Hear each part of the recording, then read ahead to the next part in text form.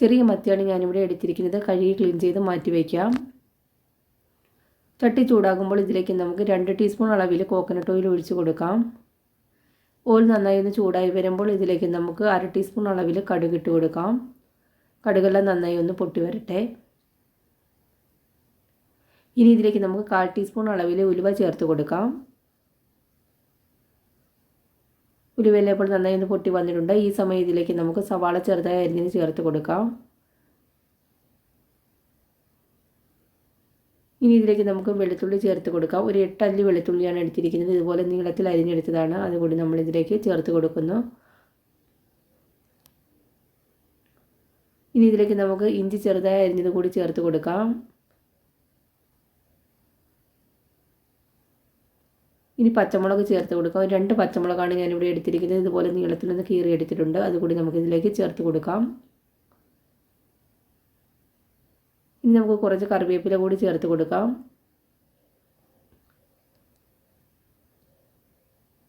ഇനി ഇതെല്ലാം കൂടി നന്നായി ഒന്ന് മൂപ്പിച്ചെടുക്കണം. സവാളയുടെയൊക്കെ കളറൊന്ന് ചേഞ്ചായി കിട്ടണം.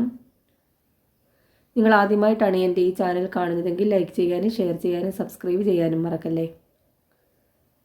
സവാളയെല്ലാം നന്നായി ഒന്ന് മൂത്ത് കിട്ടണം.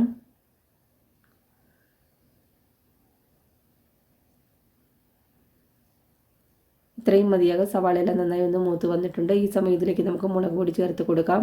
3 ടീസ്പൂൺ അളവിലാണ് മുളക് പൊടി എടുത്തിരിക്കുന്നത്. 2 ടീസ്പൂൺ മല്ലിപ്പൊടി, 1/2 ടീസ്പൂൺ അളവിൽ മഞ്ഞൾപ്പൊടി എടുത്തിട്ടുണ്ട്. ഇനി ഇതിൻ്റെ പച്ചമണം മാറുന്നത് വരെ നന്നായി ഒന്ന് ഇളക്കി കൊടുക്കാം.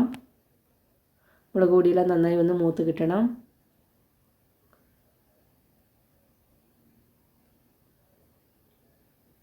ഇത്രയും മതിയാകും. ഇനി ഇതിലേക്ക് നമുക്ക് വെള്ളം ചേർത്ത് കൊടുക്കാം.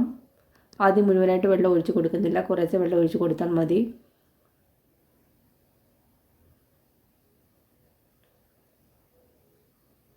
കുറച്ച് വെള്ളം കൂടി നമുക്ക് ഒഴിച്ച് കൊടുക്കാം.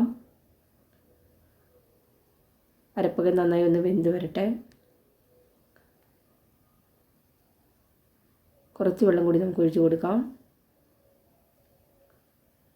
ഇത്രയും മതിയാകും. അരപ്പൊക്കെ നന്നായി ഒന്ന് വെന്ത് കിട്ടട്ടെ. അതിനുശേഷം നമുക്ക് വെള്ളം ഒഴിച്ച് കൊടുത്താൽ മതി.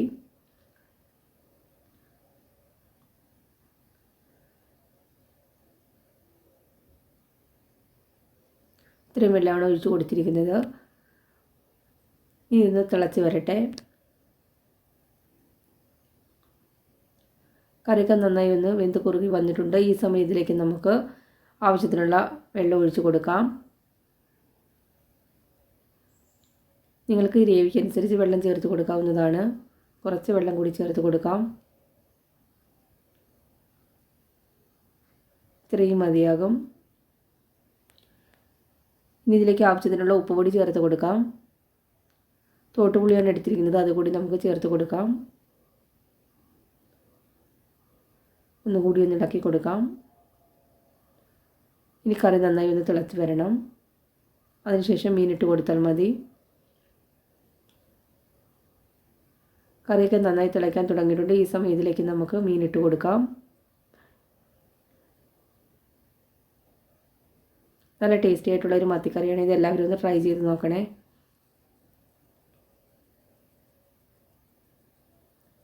ഒന്നുകൂടി ഒന്ന് ഇളക്കി കൊടുക്കാം.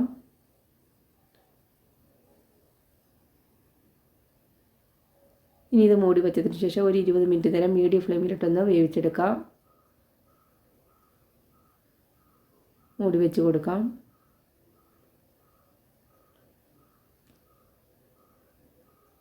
ഇപ്പോൾ ഒരു 20 മിനിറ്റ് ആയിട്ടുണ്ട്. നമ്മുടെ കറിയെല്ലാം നന്നായി ഒന്ന് കുറുകി വന്നിട്ടുണ്ട്.